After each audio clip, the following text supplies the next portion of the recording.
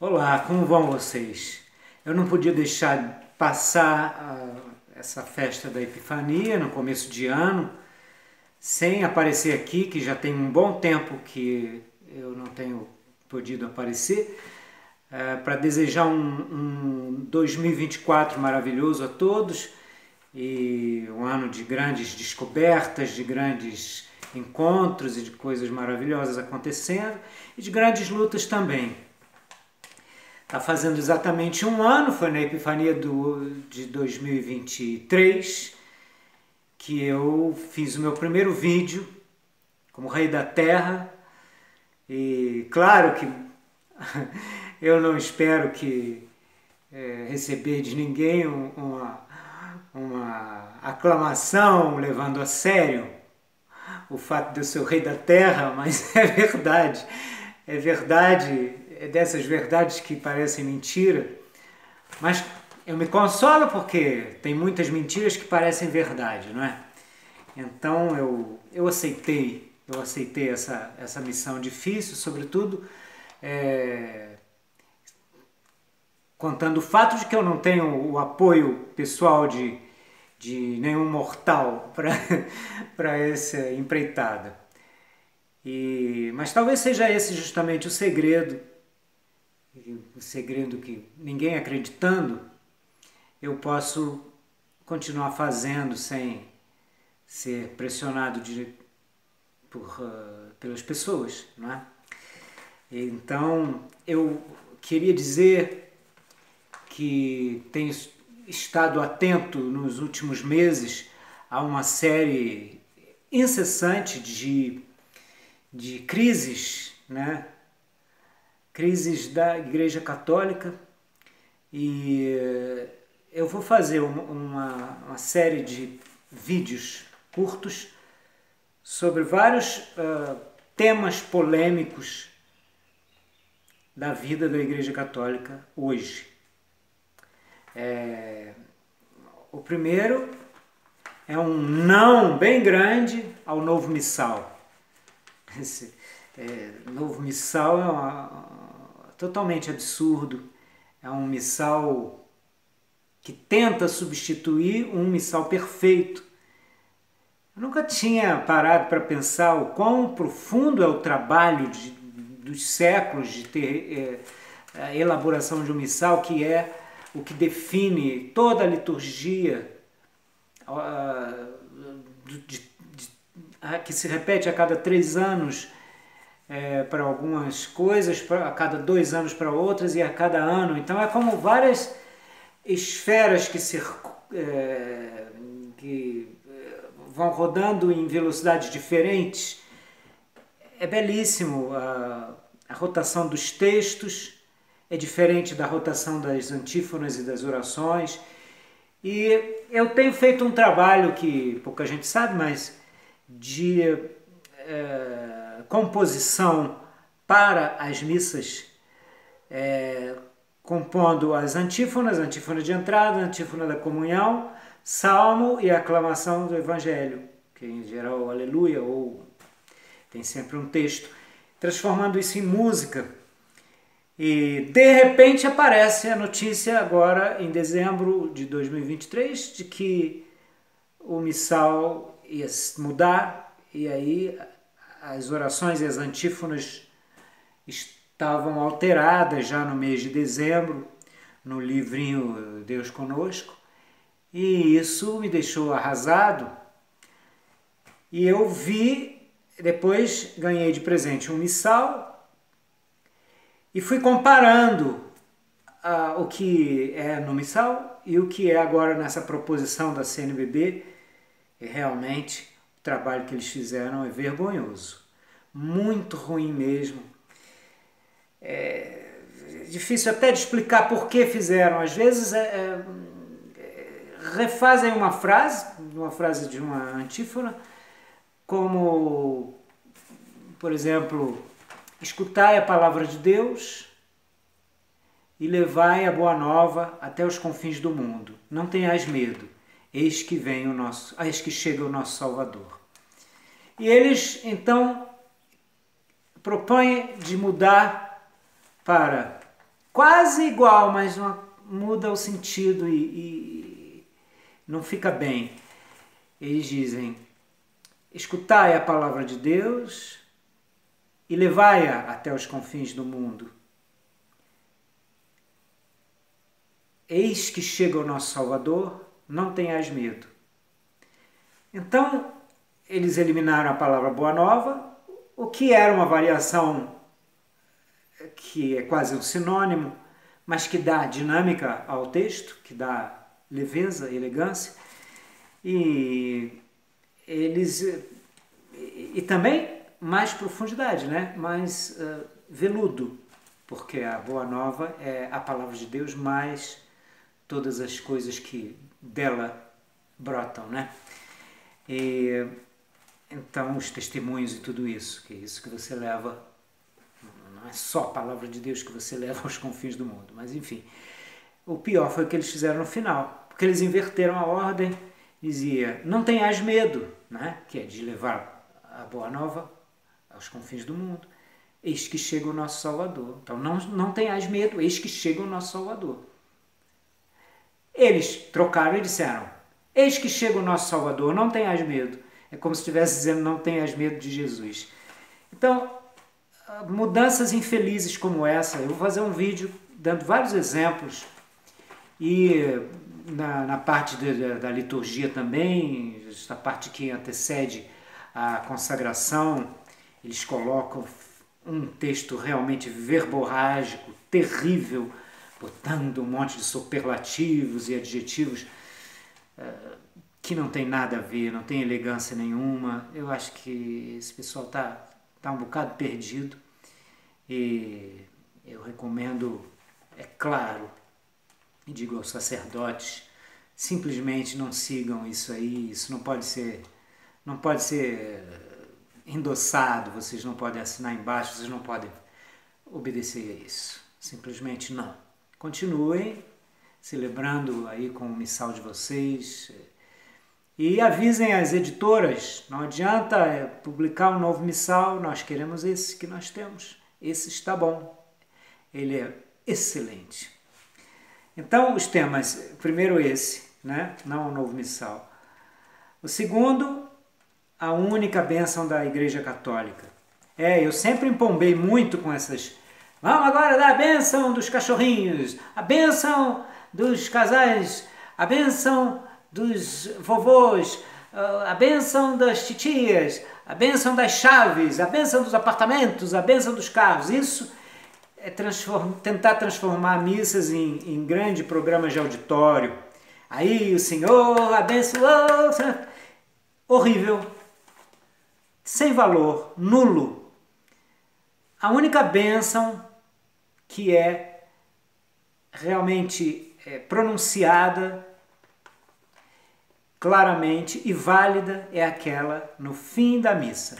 Ela é válida para todas as pessoas que assistiram à missa, muito especialmente aquelas que assistiram à missa de forma verdadeira, profunda, não é? Rezando de verdade. Então, essas pessoas, todas, sem exceção, sem discriminação de nenhum tipo, essa bênção vale. O resto é papagaiada. Terceiro tema é polêmico. A missa tridentina, ou a missa tradicional, aquela missa em latim do rito de Pio V. Essa missa é válida. O cardeal Jorge Bergoglio andou mandando proibir a celebração da missa tradicional. Mas eu, o rei da terra, proíbo o cardeal Bergoglio, que vocês chamam de Francisco, de proibir a missa, que é conhecida também como a missa de sempre. Essa missa está autorizada por mim em todas as paróquias de todo o território do planeta Terra, entendeu? É uma missa maravilhosa, muito tocante, e quando existe uma demanda, os paroquianos querem isso, ou os sacerdotes querem, ou de vez em quando celebrar assim, ou até sempre, estão livres para fazê-lo. Não aceitem as pressões, porque quando se aceitam as pressões, vamos fazer isso, vamos fazer aquilo, é aí que eles deitam e rolam, fazendo atrocidades que destroem a igreja. Não pode haver esse tipo de proibição, porque é absurdo, não é? A missa tridentina está autorizada em qualquer tempo, em qualquer lugar. E os bispos, então, estão proibidos de proibi-la. Certo? Certo. A quarta questão. Comunhão na boca ou na mão? Mantém-se o direito da pessoa que vai receber a comunhão de escolher como ele quer recebê-la. Se ele quer receber na boca, ele não estende a mão e o sacerdote vai dar-lhe na boca. Se ele estende a mão, é porque ele quer na boca, o sacerdote deve dar na boca. Se for, mesmo que seja a missa tridentina, se ele quer na mão, que ele receba na mão. Ele pode ficar em pé ou ajoelhado. Não é obrigado a ajoelhar, não é obrigado a ficar em pé. Nem para receber na boca, nem para receber na mão, nem para receber na missa normal aí de Paulo VI, nem para receber na missa tradicional de Pio V. Em todos os casos, a pessoa é livre para receber na boca ou na mão, em pé ou ajoelhado. Sinal de cruz. Isso é um assunto que separa ortodoxos e cristãos romanos. Sinal de cruz que se faz da esquerda para a direita ou da direita para a esquerda, ou os que não fazem. Pois bem, o sinal de cruz não é uma tradição da igreja, não é algo que existisse nos primeiros tempos da igreja. Foi a ideia de alguém que, na verdade, esse sinal é um sinal passionista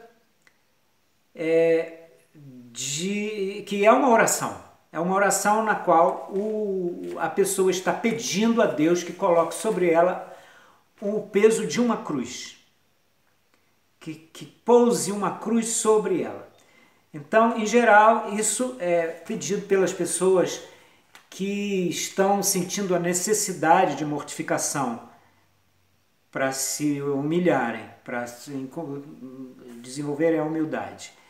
Essas pessoas, então, fazem esse sinal pedindo a Deus uma cruz, que é diferente do que Jesus disse: cada um carregue a sua cruz a cada dia e me siga. Isso é diferente de pedir uma cruz. Ele está dizendo que de todo jeito tem uma cruz aí para cada um. Agora, quando você pede, vem adicional, vem um sofrimento adicional. Se você quer realmente, você faz o sinal de cruz como você quiser, porque nenhum sinal de cruz tem em si valor algum, nem da esquerda para a direita, nem da direita para a esquerda. É apenas um gesto, como eu disse, que reflete uma oração não verbal, de pedido de castigo por todos os menores erros. Então pode ser utilizado dessa maneira por quem julga que é necessário, e quem julga que não quer e julga que é um sinal que separa o cristão do não cristão, aí é uma medida muito inteligente de fazer como eu faço, que deixei de fazer esse sinal já há alguns anos. Porque esse sinal pode se transformar mesmo, como no meu caso, numa superstição, e mais do que isso, no meu caso, se transformou num cacuete. Era tantas vezes por dia que passava uma pessoa assim, eu já estava fazendo um sinal de cruz. Então, isso é o que eu tenho a dizer sobre esse tema polêmico. Que ninguém esteja separado de ninguém porque faz um sinal de cruz diferente ou porque faz, pura e simplesmente. Não é? Sexto tema polêmico. A transubstanciação acontece em que momento? Esse é outro tema polêmico de separação há muitos séculos entre as igrejas ortodoxas e a Igreja Romana. A Igreja Romana considera que a transubstanciação se faz no momento da consagração, quando o sacerdote diz as palavras de Jesus: este é o meu corpo, este é o meu cálice do meu sangue. Então, para os ortodoxos, é antes desse momento, naquele momento em que o sacerdote coloca as mãos sobre as espécies, sobre as hóstias e o vinho, e diz, e pede a Deus que a santifique, abençoe e envie o Espírito Santo para que elas se tornem o corpo e sangue de Jesus Cristo. O que acontece é que é por força do gesto da imposição das mãos que os ortodoxos fazem essa consideração, que é válida. Se está sendo pelas mãos fundido o Espírito Santo sobre as espécies, teria que ser aí. Mas, bom, hoje esse tema já é ultrapassado, porque no ano passado, e está num dos meus vídeos, eu fechei o canal das mãos, ou seja, pelas mãos não se faz mais nada, você pode impor as mãos e não tem valor algum. Se uma pessoa impõe as mãos sobre uma outra pessoa para passar para ela o peso do castigo que ela merece pelos seus pecados, coisa que as pessoas estavam fazendo muito, acabou isso. Eu cortei esse canal. E porque de fato não há necessidade, porque o Espírito Santo não precisa das mãos para ser infundido. Então, é só pela oração que a gente vai. Então, no momento em que você pede ao Espírito Santo a Deus que envia, né, ao Pai que envia o Espírito Santo, não está definindo o momento. O momento é exatamente o momento em que o sacerdote repete as palavras de Jesus, dizendo: tomai todos e comei, este é o meu corpo que será entregue por vós. Ou tomai todos e logo em seguida, tomai todos e bebei, este é o cálice do meu sangue, o sangue da nova e eterna aliança, que será derramado por vós e por todos pela remissão dos pecados.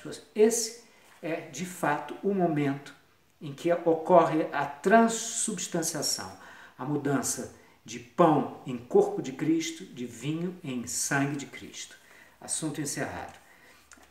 Agora, o sétimo tema polêmico.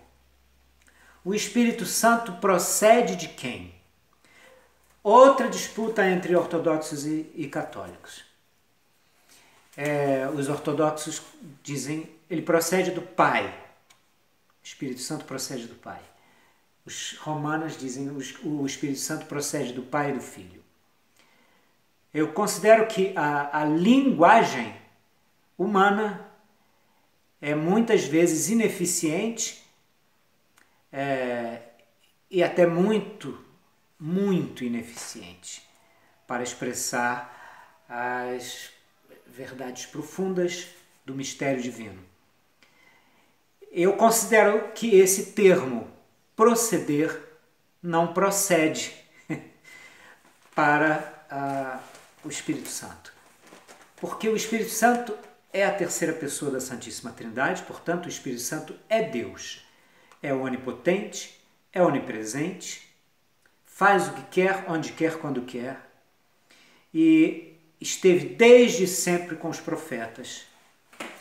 E na data de Pentecostes, como os apóstolos não eram absolutamente profetas, não estavam habituados a um relacionamento dos mais aprofundados com o Espírito Santo, eram pessoas muito simplórias e muito ingênuas que mal entendiam às vezes o que Jesus dizia. Jesus prometeu um consolo, porque precisava perder Jesus quando ele vai para o céu, de volta, e é difícil, não é? E ele disse: eu enviarei o Consolador.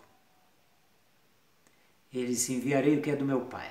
Bem, então, Deus é Pai, Filho e Espírito Santo. Toda essa linguagem é uma linguagem de consolo que Jesus usou, mas não é uma linguagem que dê conta de do mistério profundo,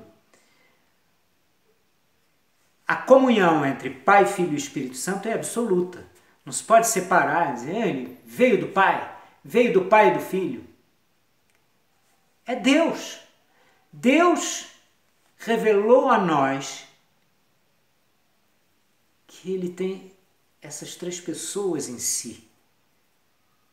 Mas isso não faz do Espírito Santo um menino de recado que o Pai envia e que vem então. A linguagem acaba fazendo a gente pensar essas coisas. Então, não procede ficar falando de quem procede o Espírito Santo. O Espírito Santo não procede, o Espírito Santo é Deus. Tá? Como Jesus é Deus. Como o Pai é Deus. Quando Deus se manifestou a Abraão um ano antes do nascimento de Isaac, ele veio na forma de 3 homens. Já prefigurava, então, Deus é trino. Então, não há mais motivo para uma separação de cristãos ortodoxos e romanos por causa dessa dificuldade linguística, não é mesmo? O 8º tema de polêmica da Igreja Católica são as idolatrias dentro da Igreja Católica. Sim, de fato, existem muitas idolatrias que são mesmo estimuladas dentro da Igreja Católica. Mas é errado o que se diz que a veneração que nós temos pela Virgem Maria e pelos santos e os anjos possa ser uma idolatria em si. Não é. É muito salutar que quem ama Jesus ame sua família. E sua família não é apenas ele com o Pai e o Espírito Santo. Esse é Deus. A sua família é também sua mãe. E é também seu pai adotivo, que é um santo, um grande santo, José. E todos os outros santos que são irmãos de Jesus, como nós somos. Então, nós somos família de Jesus. Aqueles de nós que aceitam de se santificar, de passar pelas dores da santificação, se tornam santos. E os anjos que servem a Deus, os anjos de Deus, né? Não os anjos maus, mas os anjos de Deus, são da família de Jesus. Jesus, então, deseja, obviamente, que nós tenhamos desde já um relacionamento com a família dele inteira, em especial com a sua mãe. Como ele disse na cruz, ele fez isso com João, que era o discípulo que ele amava, que cada um de nós deve se considerar como um João, o discípulo que ele ama. Esta é sua mãe, este é seu filho. Então, ele já botou um na fita do outro para ter essa grande amizade, esse grande amor um pelo outro. Nós por Maria e Maria, evidentemente, tem por nós. Nós somos os filhos adotivos de Deus e somos os filhos adotivos dela. Então, não é idolatria nenhuma rezar a Nossa Senhora, pela intercessão de todos os santos e anjos de Deus, para pedir a ela as intenções que nós queremos que pelas suas mãos cheguem a decisão, não é? Cheguem a Deus, sejam submetidas à decisão da bondade de Deus.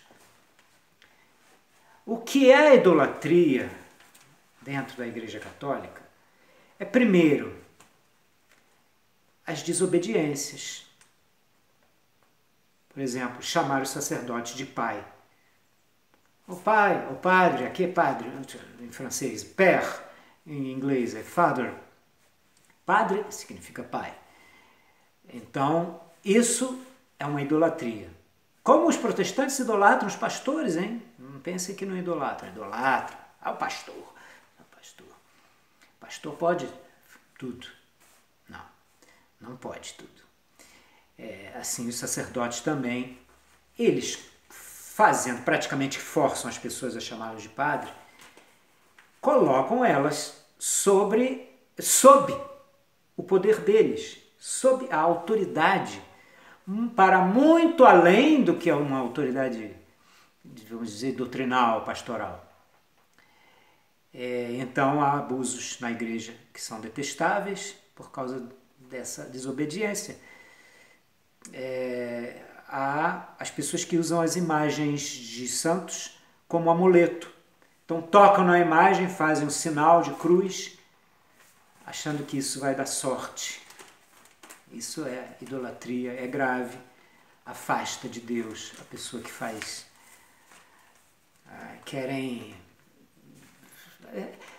Isso vale um vídeo só sobre as idolatrias. Então, mas o importante é dizer, sim, amar muito a Nossa Senhora, amar muito aos nossos amigos santos e anjos, e também aos nossos amigos que morreram e que podem interceder por nós. Devemos pedir a intercessão deles todos. Isso já nos vai ensinando a amar todos os seres humanos, porque todos os santos foram pecadores como nós. O nono tema é ajoelhar ou não durante a consagração. Isso é um hábito que também não era do início da igreja, tanto que os ortodoxos não se ajoelham em nenhum momento da missa. Ficam de pé todo o tempo. Só as pessoas doentes ficam sentadas. Na igreja romana há uma tradição de ajoelhar-se muito durante as orações, a missa e tudo isso.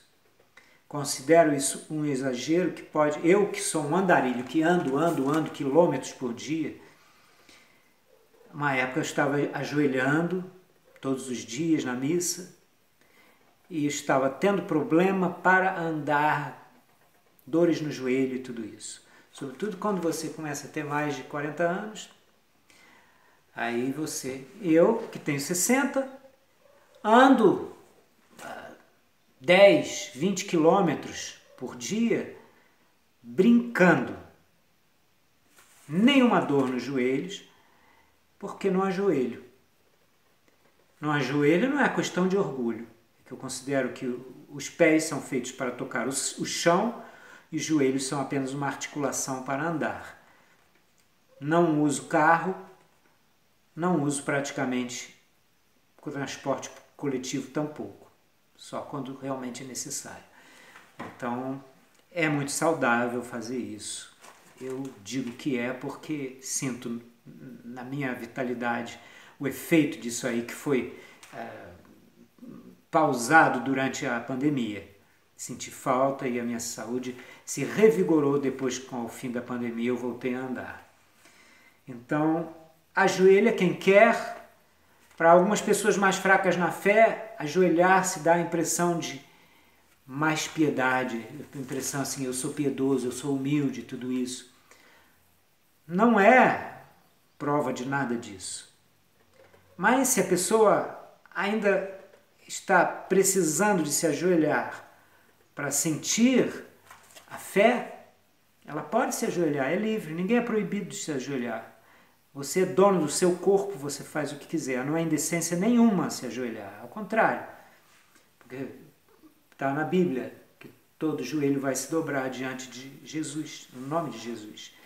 Então, é claro que isso se refere a um momento apoteótico, né, do fim do mundo, escatológico, não é todo dia, mas certas pessoas, quando estão em desespero, se ajoelham para mostrar a Deus a humildade. Seria melhor mostrar essa humildade diariamente, quando a gente se encontra com uma pessoa que está na mais completa miséria, que mora na rua, que tudo isso, se a gente conseguir tê-la como amigo, abraçar, beijar, com respeito, obviamente, ficar feliz, conversar, parar para conversar, não ter vergonha de ter amigos assim, que estão na miséria. Isso sim é a humildade que Deus quer ver, não é ajoelhar-se. e depois ficar com dificuldade para andar. Tá? Finalmente, o décimo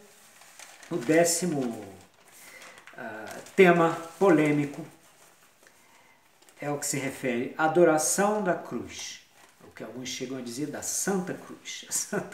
A cruz não fez nada, a cruz é dois pedaços de madeira nos quais a pessoa é pregada quando comete algum crime. No caso de Jesus, ele foi pregado pelos nossos crimes, ele jamais cometeu crime algum. Sim, a adoração da cruz é pecado grave, é idolatria gravíssima, a mais grave. Idolatria é confundir o Salvador com uma cruz. O Salvador é a vida. Jesus Cristo é a vida. Ele disse: eu sou o caminho, a verdade e a vida.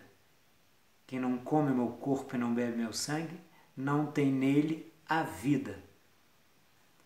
A cruz é a morte, ela simboliza a morte porque ela é um instrumento de morte, de condenação à morte por cruz, como tem depois instrumentos mais modernos, guilhotina, cadeira elétrica, injeções de venenos. A cruz é equivalente à guilhotina.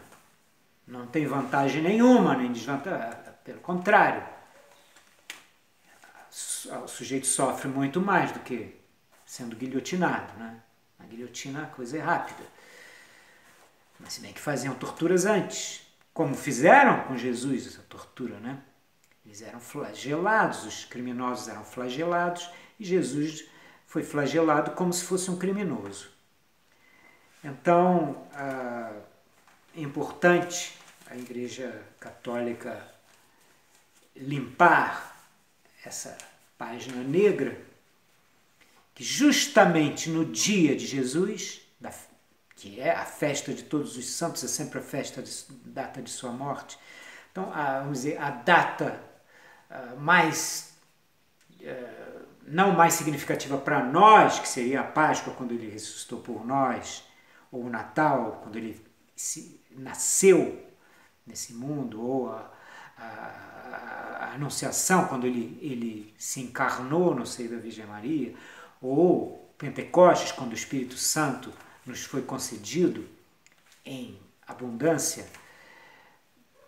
A festa, Deus realmente é a festa da Santíssima Trindade, que é não uma festa sobre o que Deus fez, mas sobre o que Deus é. Mas a Sexta-feira Santa, Sexta-feira da Paixão, é a festa de Jesus, que nós não consideramos uma festa, consideramos como o dia mais triste de nossa vida todos os anos. Nesse dia, é Ele quem tem que ser adorado, e não a cruz.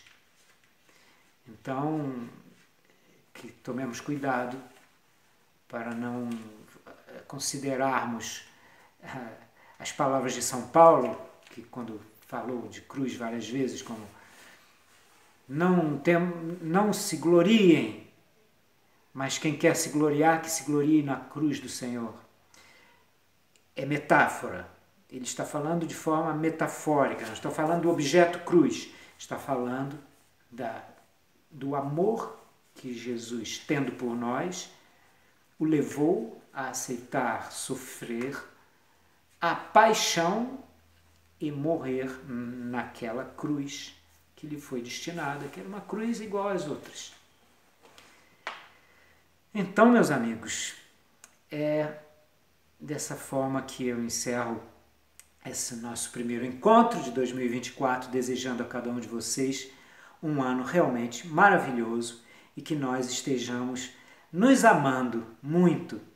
Eu confesso que sinto um amor muito grande por todos vocês, mesmo os que eu não conheço pessoalmente, Talvez mesmo os que eu ainda não tenho um bom relacionamento por causa de certos assuntos que são para mim muito importantes e que essas pessoas não têm compreensão e fazem às vezes atos que são muito errados e eu fico muito chateado.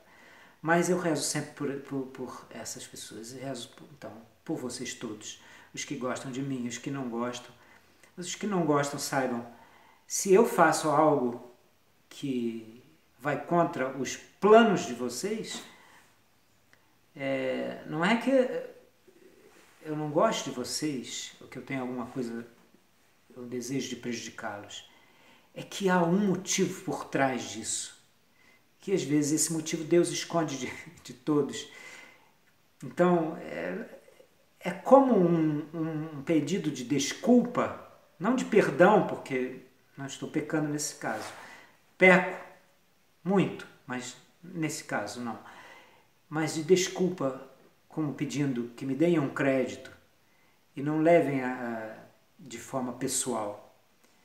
É que certas coisas realmente me são solicitadas e eu devo agir de uma maneira que pode eventualmente não ser muito agradável para algumas pessoas. Estou falando de pouquíssimas pessoas, né?